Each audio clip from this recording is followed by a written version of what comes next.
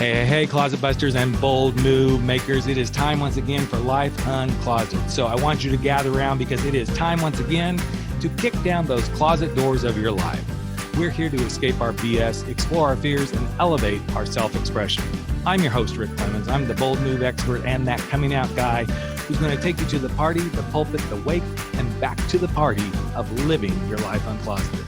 So come on along with me and grab hold of yourself and get ready to step out, step up, and step into facing your fears, making your bold moves, and living life without apologies.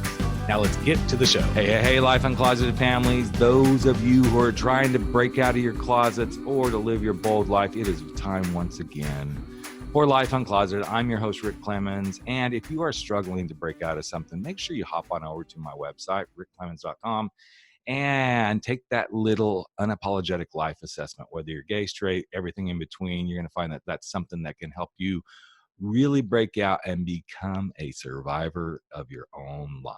And today, because it is close to National Coming Out Day, and something that's always close to my heart is to really honor the stories that happen as we all come out of the closets of our life, especially my LGBTQ brothers and sisters. I thought it would be cool to talk about coming out and some of the pathways that we get here and some of the things we have to fight to get to be who we truly are.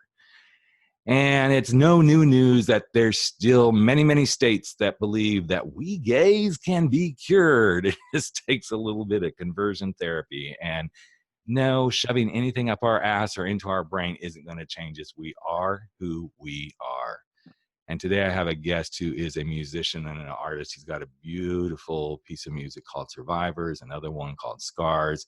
His name is Justin Utley, and he's going to come and share himself, his story, and he's pretty much just going to bitch slap the conversion therapy thing down that it don't work. It just don't work. So, hey, Justin, welcome to the podcast, man. So glad to have you here. Hey, thanks for having me. Absolutely. Okay, so that's it. We're done. We kind of told the story. We can just log out now. No, I'm kidding. Justin and I have been chatting before we got on here, and I can tell we're going to have a really great conversation. And for those of you guys who are like, well, but what does he look like? He's pretty damn good looking. So you'll see the pictures when I put it up there. But anyway, brother, welcome. Thank you for coming on here. And you're welcome. This is one of those, I can get really frustrated talking about this subject because it's like, wake the fuck up, people. This doesn't work. But before we get there, because you and I have already kind of had some of those conversations, I'm sure you went through what most of us do, that somebody somewhere said, oh, but you can be fixed. You can be cured. And then they marched you off. Yeah, it was, I'd always kind of felt like I, had these crushes on guys, but I didn't really know what it meant. And someone called, that they had a bro crush on someone. So I'm like, well, maybe that's what this is. And maybe I just admire the football team instead of wanting to be with the football team. All that stuff in hindsight. But, it was a real fear of mine for that to make its way to the surface at any point in time growing up, because I was a very devout Mormon. My family was very devout. We lived in a Mormon neighborhood, and you really don't have to go to a Mormon private school because literally everyone on your block goes to the same church on Sunday. Yep. And so you see the same people at school, and it's kind of a micro community within a bubble.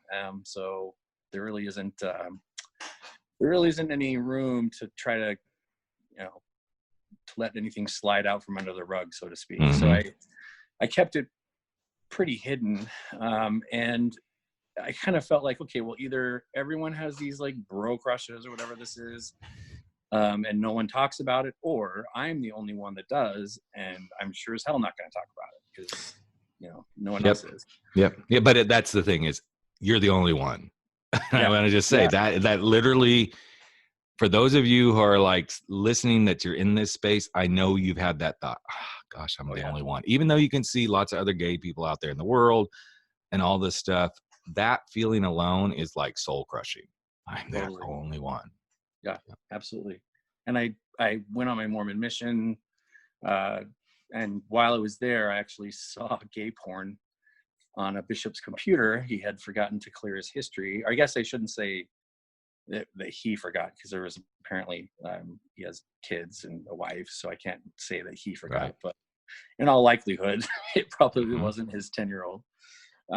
But that's when I saw porn for the first time at all, and I realized, yeah, this isn't just admiration. This is I'm gay, and so it really ripped my heart out. And when I got back home to Utah after my mission was over, while I was going to college, I had a roommate that came out in a very loud and really kind of an angry way, Mm. and it really bothered me. And so I went to my bishop in that location, and I told him, like, hey, I think I'm gay, and this is what's happened on my mission, and yada yada. And he said, no, you're not gay. You have what's called same gender attraction disorder, and we can fix this, but you have to do everything that I tell you, all these tools in this box, basically, like, you have to do all of them. You can't falter, you can't waver, but we can fix this. He said other people have been healed from this, and this is a test of your devotion to Mhm. God and the church. And so, since going through the Mormon temple, you swear an oath Yep. to support the church and its leaders no matter what. Mhm. I felt like, well, this is the tools they're giving me, so this must work. And so I dove in, thinking that As you're describing this, though, it's so interesting. And I've worked with many, many people coming from the Mormon faith, so I know a lot about this. But just the way you described how the bishop said this to you, yeah, it's almost like, here's their pat script. This is what we say. This is how yep, we tell you it's going to happen. This is yeah, exactly. And it's so interesting that whether it's Mormon, Catholic, Seventh-day Adventist, Baptist, whatever it is, yeah, oh yeah, the script is always the same.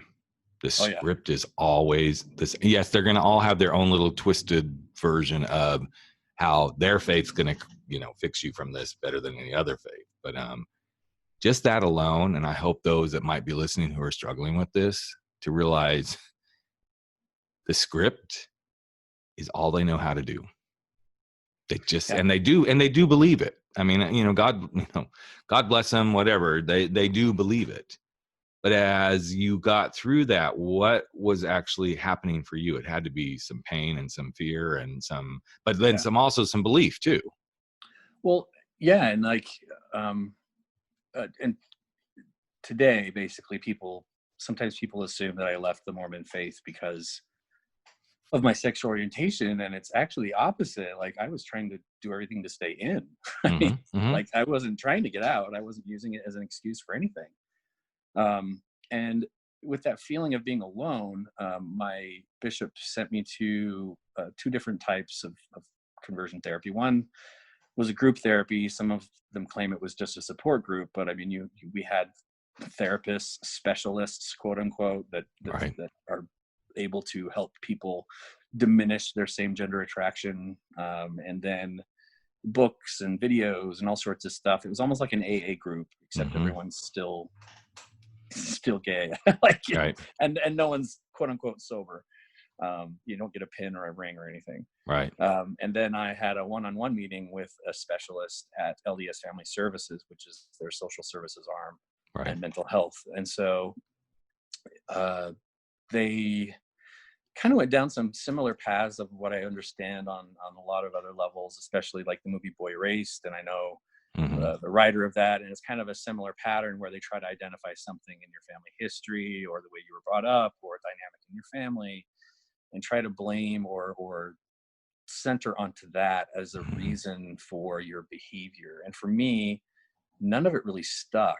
And as far as like the religion goes, like, Mormonism is supposed to be about family and keeping family together, and this conversion therapy on any levels that it's been, it tears families apart. Like, I was told that my dad must not have been there for me, which wasn't true. My mom was overbearing, which definitely wasn't true. mm-hmm, And if those are the answers, then like both my brothers should be gay at this point. right. So how did that doesn't explain anything. And so that feeling of being alone, and that feeling of isolation, is dangerous because it can Mm-hmm, lead to going down that vacuum of self-harm and eventually not wanting to exist. And so when I finally was able to go to that group and see and meet people that were in the same boat as me, it was amazing, because I was like, oh my God, I'm not alone in this. There's people I can identify with and, talk with, and I'm not so alone anymore. Like they're in the same boat as me. But then, like, a year into it, I'm kind of realizing, like, okay, wait, so we're all in the same boat, but it's slowly sinking. Mm-hmm. This is probably not the right boat for everyone to be in. Like, right. We need someone else to be in a different boat to come get us. Right. And, or you need to be seeing some, and I'm sure you saw some changes happening for some people, because our minds are such an amazing thing that we can actually begin to buy the bullshit and believe. And, and for some people that they go on and they do that. Fine. They go, anyone can change a behavior. And that's what they claimed that this was driven by. And that's where we could control things. And, it only goes so far, though, because your behavior, I mean, we're humans, we're not animals. So like there comes a breaking point where our desire, our souls, our spirits, our emotions take over. When a dynamic of our lives aren't in balance. So if our sexual and intimate relationships and needs aren't being met, at some point there's going to be a breaking.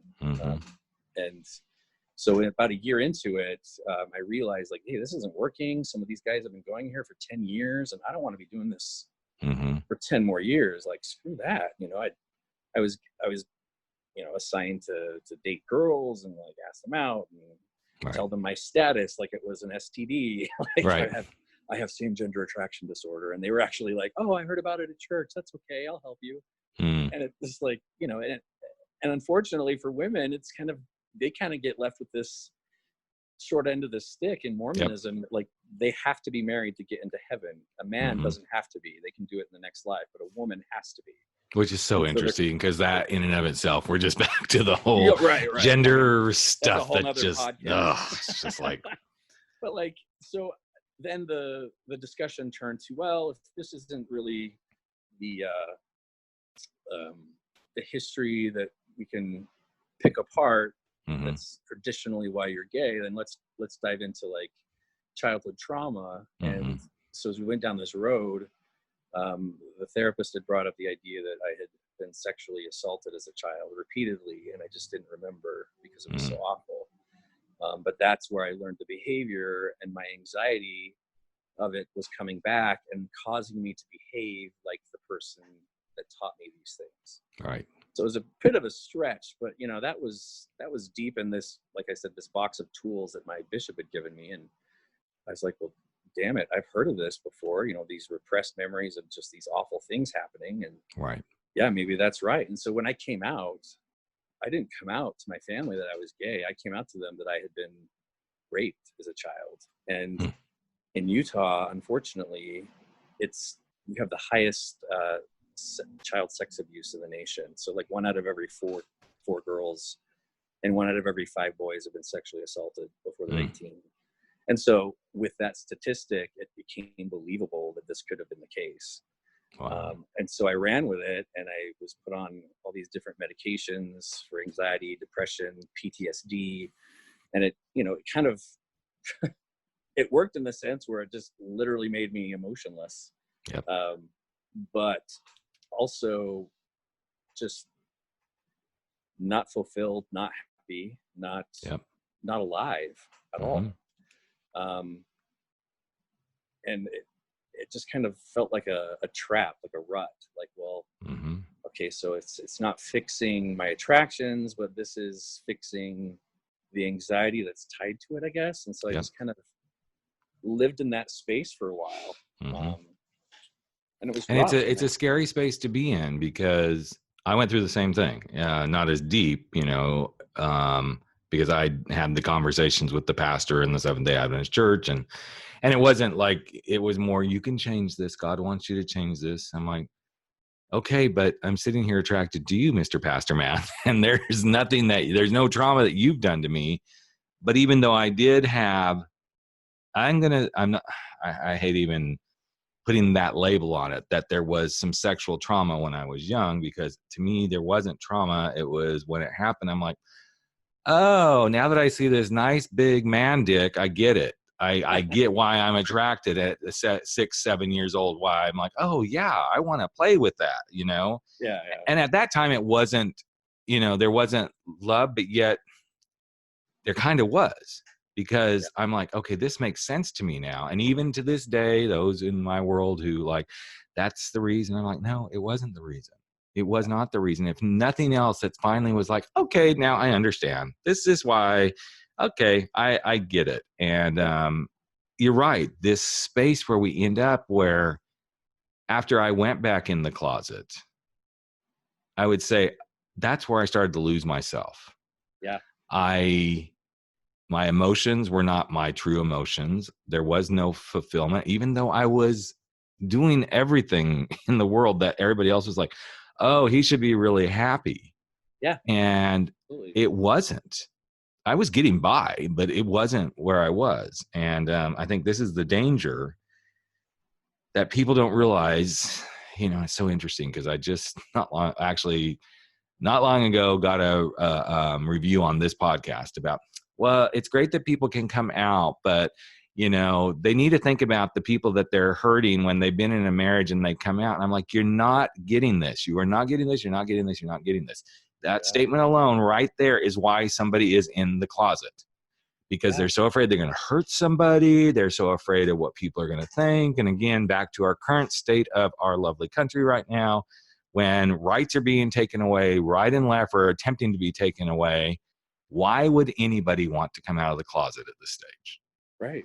And then, especially if you made the decision to get married to a woman and you have kids, like, it almost seems just impossible to, of what it would be like to come out when, you know, unfortunately, like the suicide rate of those are even higher, because there just comes, like I said, that breaking point where you can't live in that space. Right. And I can get the argument. I've done more than my share of podcasts around the argument of, well, but if you knew, then why did you follow through with it? And I'm like, yes, I understand your perspective on that. Yeah. However, the flip side is this: society is not making it comfortable for somebody to say, okay, I'm this. Now everybody thinks, oh, it's so much better. Yes, it is so much better. But again, I'm going to come back to current state of affairs.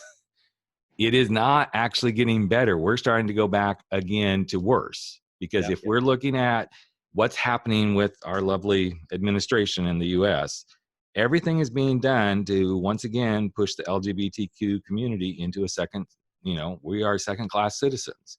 So why would I want to be part of that? So rather than lose that, I'm going to pretend to be somebody I'm not. I'm going to step into this. And I get it that yes, somebody's going to get hurt, but do you want to be partially happy or not happy at all? And I think that's the questions that come up. And these men that were married and in that therapy group with me, I mean, at some point it breaks. They end up having some weird emotional relationship with another man, or they go to these rest stops or these hookup places and they cheat on their wives on like apps and stuff. Like I've met these guys, and it's a sad existence. And like, you can't tell me that this is, you know, this, you know, think of the wife that this person's hurting and the kids. It's like, well, what about when they get caught at that rest stop by the police? Isn't that going to be hurting them? Isn't that more risky than them, you know, owning who they are and allowing their wife to find someone that's completely attracted to them and them both having the right to be happy? Right. You know, it's easier said than done, I know, but we've both seen the other side of it, and it is not pretty. I mean, well, and it ends up in destroyed lives. Exactly. It ends up in destroyed lives either way. You can, I mean, I know a lot of guys that I have worked with, and I still know some guys in my current circle of acquaintances and friends who, okay, I'm living this life, but don't let anybody else know I'm living this life. They're open to some of us, but to their kids, grown children. Oh yeah, but they don't know. And of course I'm going, trust me, they know. They can see this. But what is sad is, okay, so you're supposed to just stay in this closet and either, quote, live alone and not act on this, or live alone and act on it in secret, or pursue this, what people think is the perfect life of being married in a heterosexual relationship. and then constantly be covering your tracks, or not doing anything and being completely miserable. And then the marriage is on the rocks anyway, because this isn't where you're supposed to be. Right. But as you and I know, and many who've listened to this podcast have heard me say this hundreds of times, everybody gets hung up on the sexual piece of this. It's not just about sex. In fact, No. it was never just about sex. No. There's so much more. Yeah, one of these therapy camps that a spin-off group of the one I went to, and my ex-husband actually ended up attending these. They kind of take this intimacy part of it and try to fulfill the intimate part of your needs without the sex, and so it really just kind of really fucks it up, basically. Mm-hmm. If I can actually say that. Yeah, absolutely. Okay, this isn't okay. Yeah, we can say whatever the fuck we want to on this podcast. So. It basically separates the sexual desire from the intimacy. So, you know, it vilifies the sexual act. It almost, actually it does. It does. It strips you of your identity as a gay man. It strips you of any respect or any sort of association you have with that. And it basically dissolves that part of your existence to where it's nothing but an intimate need with another man. So it you know, these men go on these holding sessions together where, you know, their wives are upstairs playing cards and all the men are downstairs like cuddling and pulling each other, and like you know, if their wives came down and saw what they were doing, they would lose their minds. Yeah. But they have this idea in their head that what they're doing is healthy, and it's absolutely not. And you know, this one gentleman told me, well, after I have a good touching session, a healthy touch session with my touch partner, you know, I'm all turned on and I can go home and have sex with my wife. I'm like, well, yeah, of course you did, because you're basically getting cock teased for 2 hours. Exactly. You know, and so again, it's a false sense of, okay, security, of living, whatever it might be. And I just go, God, it's so unhealthy. And there's so many mental gymnastics to get around what just essentially is like you're bisexual or wherever you are at on that spectrum, but like, you know, clearly you weren't educated enough to make this decision to get married, or you were afraid, or perhaps your partner or spouse didn't know what they were really getting into. Especially in Mormonism, it's still, like I said, it's kind of a bad deal for the women, and a lot of them say yes to these types of marriages. And then they, you know, just 10 years down the road, shit hits the fan.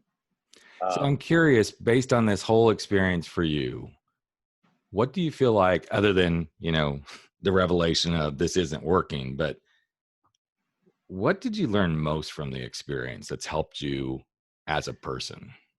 That when I finally was able to get the courage to come out to my family, that it was a beautiful and heartbreaking experience, because nearly everyone had the exact opposite reaction than I thought they would have. And in my journey, basically, I had left the therapy group to date a man. It was a guy from the gym, and about 6 months later, he passed away from a heart attack, and that threw me, you know, a huge curveball, because here, you know, I tried to do everything I could, all these tools in this little box that my bishop gave me, and none of them worked. And then I tried to date someone and I was happy, but now they're gone. And so I went back to my bishop and told him, you know, I needed some guidance, that nothing was working on either side. And he actually said that God took Brent away from me because I wasn't supposed to be in a homosexual relationship. And that as a holder of the priesthood, which is a hierarchy in the Mormon church, right? I should have known better, and now I have to pay for the sins of the flesh of what I've done with my boyfriend. And you know, that fear tactic had worked before, but this time I was just like, you know what, you have no idea what you're talking about. Yeah. And like, it's this power trip that you're on, and this love that you don't understand, that you think is just this carnal you know, damnable offense when it was actually one of the most awesome things I'd ever felt. And so when I finally told my mom shortly after that, she cried and she said that, you know, thank you for telling me. I'm mad. You know, I'm upset that you felt like you couldn't have told me this whole time, and it makes me feel like I failed as a mother that you couldn't have told me. And now I don't get to meet someone that meant so much to you. And please don't let that happen again. And it was really beautiful. And my family it took some of them a little while to come around, but it's all in all, they've been wonderful. They've came to most of the events that are local that I do for marriage equality when that was on the table. And, you know, most of my gigs they try to make, and it's really beautiful to see, you know, their minds open. And some people feel that it's an unfortunate thing, or like it shouldn't have to take someone to come out for them to change their mind. But, you know, I'm glad it did. Like, you know, if it hadn't been for me coming out, maybe my dad would have had that same belief that he'd had his whole life, and it wouldn't have changed. Like, you know, people have blamed politicians for flip-flopping on the issue, but you know what? I'm glad they're on board when they are. Right. You know, some of them might have different motives, but hey, you know what? Like, we are here to gain visibility. We're not trying to have any special treatment or rights. We just want to be treated the same way and the same respect and dignity that everyone else has. And I'm always and I've had conversations with people who are so on the other side of this conversation. And the one that always stops them in their tracks is when I say, so, okay, I get you have your beliefs. I get all this sort of stuff. Okay. You're going to go crawl in bed tonight and go to sleep. I'm going to go crawl in bed tonight and go to sleep. How is my life affecting yours? What is it that I'm doing that is absolutely bottom line affecting yours, that you're going to lay in bed all night long tonight because my life is having such an impact on yours? And they can never answer that question. Yeah. They can never. They have tried to say, well, you know, it's not what, okay, God doesn't want me to do that. How does that affect you? How does that affect you? That's between me and God. Right. You know? In Mormonism, the leaders have spoken out and said things like, you know, it's not that it doesn't hurt anyone else. The fact is it will bring down civilization. It will destroy the family. It will do this and do that. And, you know, marriage passed and we're still here. Right. Like, and the thing is this has been around as long as we can identify. Right. This is not something brand new. It's fear and control. I mean, you know, these people that are against being LGBT community having any sort of equal existence is just, it's all about control and fear, and it doesn't make sense to me anymore. But I mean, I was pretty anti-gay at one point. I remember like closing a bank account at a bank because they supported gay pride, and I was just, I can't believe they would do that. And but I get it. I get both sides of it, and you know, it's just always fascinating. As absurd of a claim as I remember it being, it was a very real concern. Yeah, it was a real feeling. And I know, I guess, coming from the Seventh-day Adventist perspective, and I think this is where most faith people kind of emanate from on this. If I didn't do everything I can to help you get into heaven, then I'm not going to get there. Yep. Yeah, there's an element of that in Mormonism too. It's like, if I don't do this, it's my chit that's not going to get me that doorway into heaven. And I'm like, well, and I actually said this to somebody not long ago, because this person was like hounding me about stuff. And usually I just walk away like, I'm not going to do this. And I finally had enough. And I said, well, let me tell you this. I would much rather believe in a God who isn't going to have, here's your check marks to heaven, than to believe in one that says, if you don't have these check marks, you don't get in. I can't have a relationship with that kind of a God, because I think the God that I know is going to look at me and go, you know what, Rick, overall, yeah, you did some things that probably weren't the best, but overall, you're a good guy. So come on in. Yeah. in the Yeah. grander scheme of things, Right. if everything is what we all think it is. And I'm not saying I don't believe. I believe there's a higher power. I believe there's something more beyond us doing all this stuff. But it's always so interesting to have those conversations, because bottom line, as you said, and you said it so eloquently, is it comes down to control and fear. And it truly comes down to what's going to happen if I don't do something?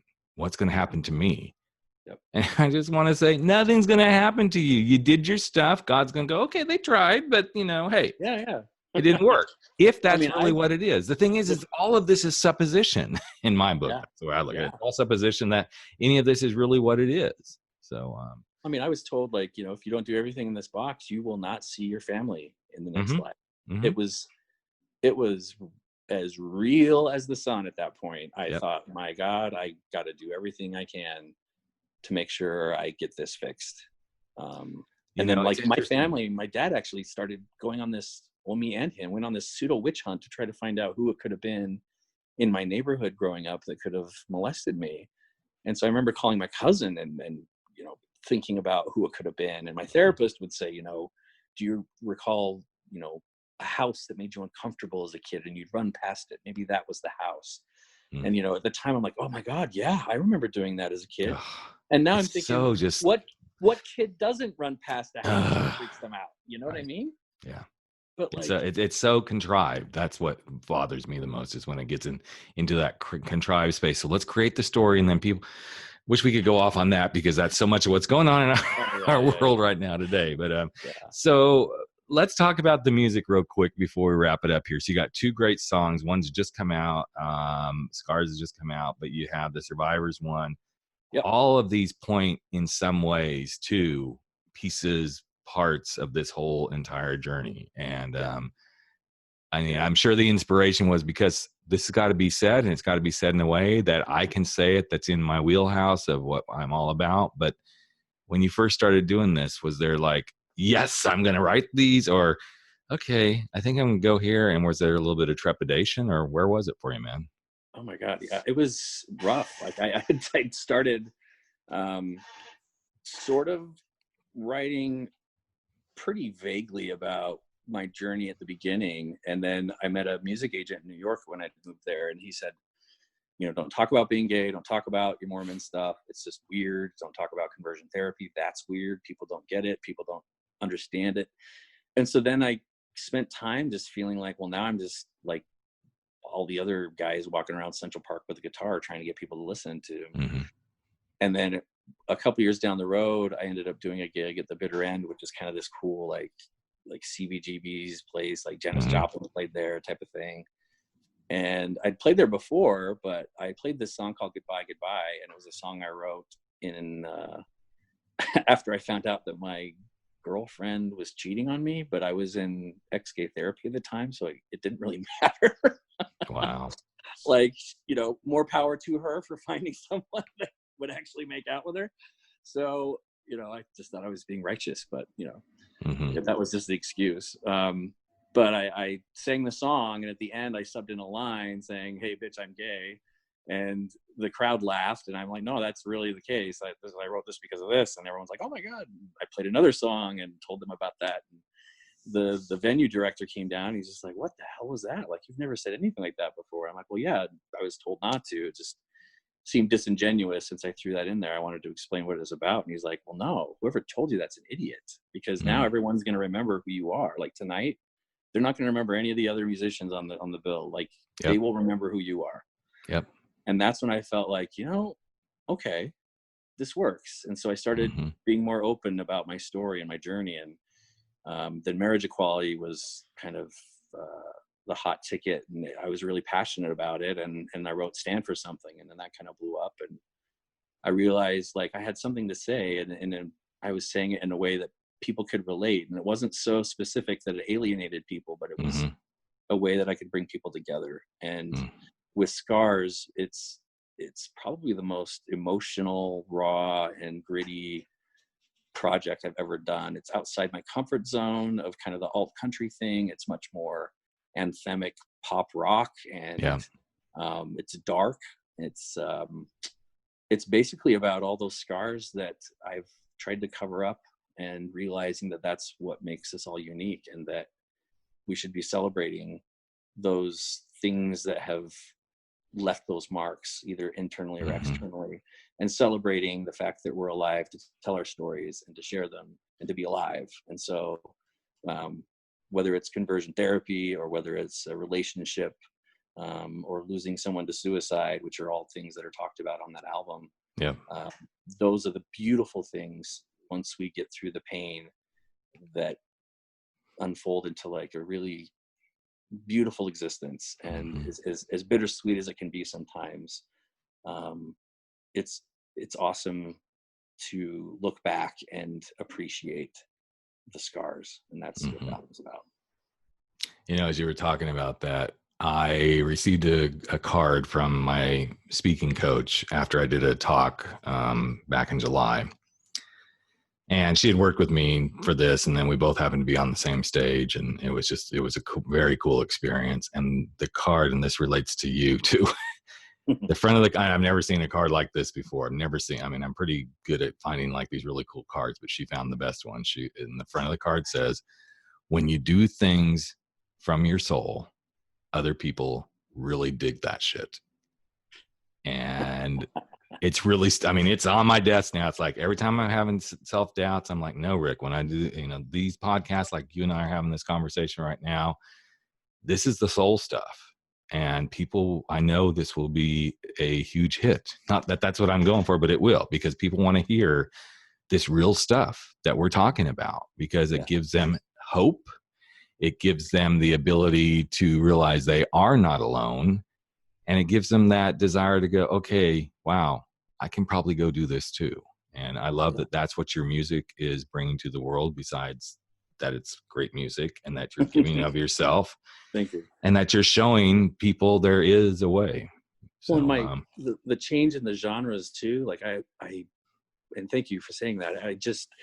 It's important to me also to be authentic to my story and to myself, and to make sure that that something kitschy doesn't get in the way, or because I think in today's day and age, politically especially, but also in the entertainment world, we're kind of starved for anything that's actually authentic. Yep. And I kind of want to break that. Some people said, well, you don't have to release an album. You can just release a single after single after single. And I'm like, no, these songs belong together. They were created together.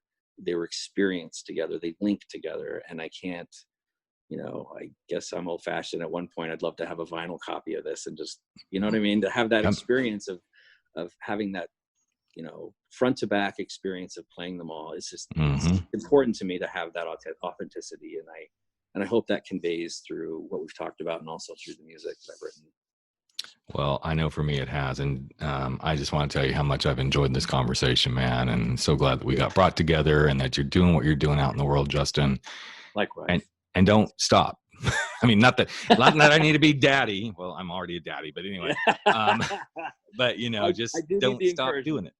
I do need the encouragement. It does get a little isolating sometimes. Sometimes you feel like, I'm sure you do too, is anyone even listening right now? Because I feel like the world is just turned against me, or everything that's good. And so I appreciate it. Thank you. All it takes is the one person that says, wow, I heard that conversation and I so needed to hear that. And then boom, there you go. Amen. Amen. So. All right, bro. Well, thanks so much again for being here. We will have all of the stuff to follow Justin. We'll have his songs. We'll have some tracks. We'll have some videos up on the show page. Make sure you go check those out, and keep following him, because every one of us has a survivor within us, and we just got to trust that we have that and we can make things happen. So thanks again for being here, man. Really appreciate you. Thank you so much. Hey, Life Uncloseted family. Another episode of Life Uncloseted has come to an end, and it is time for all of us to sashay away and go face our fears, make those bold moves, and stand up to living our life without apology. But before you do, I've got a favor to ask of you. Would you hop over to iTunes or Spotify or Podbean or wherever it is that you're listening to this, and just give us a little bit of love if you like what we're doing here at Life Uncloseted. Here's what it does. It helps other people find the show. It helps other people get to know what we're all about. And you just might help change a life. In fact, if you really want to change a life, we'd love it if you just ask a friend to take a listen and see what they think. So that's it. Love you all deeply. I'm Rick Clemens, the host of Life Uncloseted, and never stop stepping out, stepping up, and stepping into living your life uncloseted.